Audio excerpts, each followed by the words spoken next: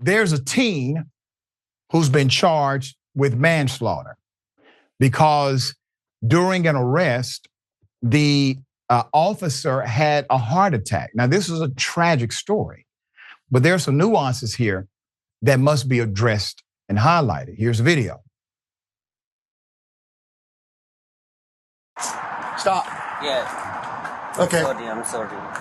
Okay, why, when I was driving around, stop. Eating. Okay, but why did you get up and walk away? Huh? When you saw me, you got up and walked away. Why? Yeah. Why? But you meet me, I go for drinking. I'm sorry, I'm speaking. Okay, do you have any weapons on you? Huh? You have any weapons on you? No. Well, you know what that is. Turn around, let me look. No. Turn around. No. Turn around. But no. Don't walk away from me. No, sorry. Don't pull away from me.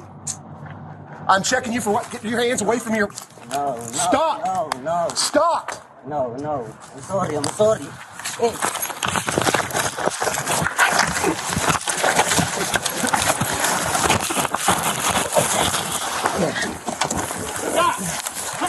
No, I'm sorry. Stop. I'm sorry. Turn around. Get on the ground. Hey, I'm sorry. Get on the ground. I'm sorry. Oh, Dios. I'm 1046. I'm sorry. Put your hands. 4477, you 10-4. I'm sorry. 1046. I'm sorry. Hey, familia. Stop! Let go! 1046. Stop! Lay down! It's hard to watch. Put up the picture full mass. I will explain the rest. This happened in Florida. The young Mendez, the teenager you saw, was charged because St. John's County Sgt. Michael Kunovich died from a heart attack following the encounter with the teen. This happened May 2023. The young Mendez is also charged with resisting an officer with violence, another felony. The then 18-year-old was speaking to his mother on the phone as he walked past a motel when the sergeant approached him saying, "You look suspicious." Body camera footage shows Mendez slowly walking along on the sidewalk when the sergeant orders him to stop and starts interrogating him. Mendez did not respond to the officer in English, but in another language, which his attorney, Philip Arroyo, confirmed is Mom. It's an indigenous language reportedly spoken in the teen's community in his home country, per ABC News. In the video, the young Mendez explains in halting English that he was eating and informs the officer that he's staying at the motel.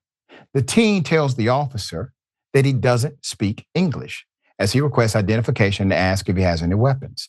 So the sergeant suffered a fatal heart attack.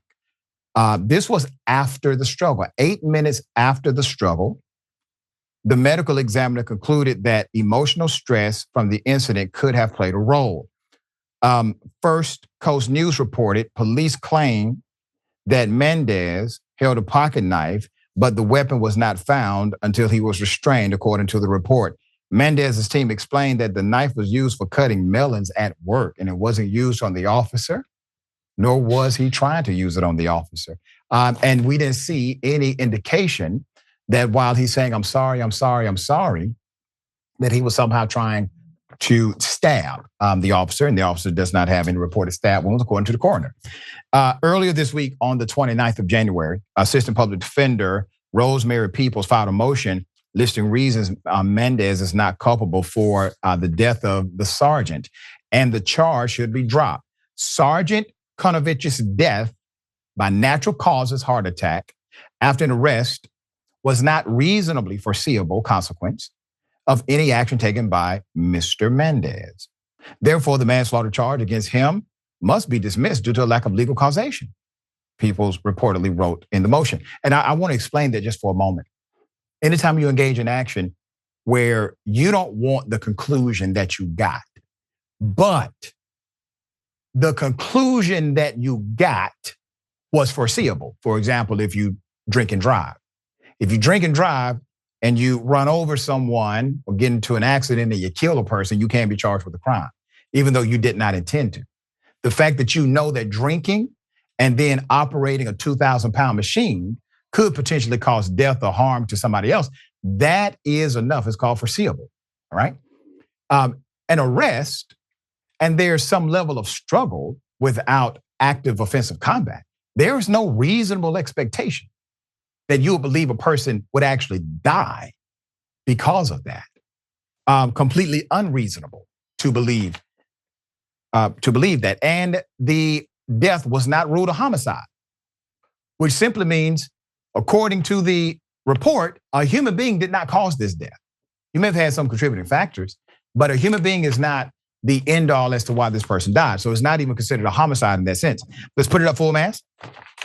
If you would like to help this family, hundreds of thousands of people have called for the release of this young man. I'm calling for the release as well. As of Wednesday, more than 500,000 people have signed change.org. There's a petition supporting him, all right? You can sign it as well, and I encourage you to do so. Sheriff Robert Hardwick said the sergeant did everything by the book. Okay, I don't agree with that, but the man's dead. So the kid who's arrested for it should not be arrested for it because there was absolutely no manslaughter. There was no intent. There was no murder. It was an unfortunate situation all the way around, regardless of your defense of the sergeant. Okay, Francesca, thoughts here? Just a million different facets to this. Of course, they find some crime to pin this poor kid on the phone with his mom, some crime to pin on him. And guess what? Oh, it's the crime of the dude who attacked you having a heart attack because his weak ass police heart couldn't take the kinds of brutality that he enacts on random people. Like, okay, now it's our fault. This is the most blame the victim ass stuff we have seen. And at time and again, the cops want you to think they're tough and they're strong and they're badass. And then we see what happens in Uvalde. And then we see what happens here. And then we see the fact that no, they shoot first, they ask questions later. They don't know how to use what? The strongest weapon they have, which is just speaking to somebody. Just a little bit of empathy, just a little de-escalation maybe. This is wild. I hope we get this teen out. I hope we get the charges dropped. But also a little bit of a hand of God situation in this moment, as honestly, I'm not shedding a single tear for this guy having a heart attack.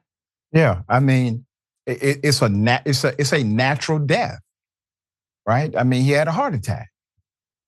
Okay, hell of a thing they put this kid in jail for manslaughter against a cop.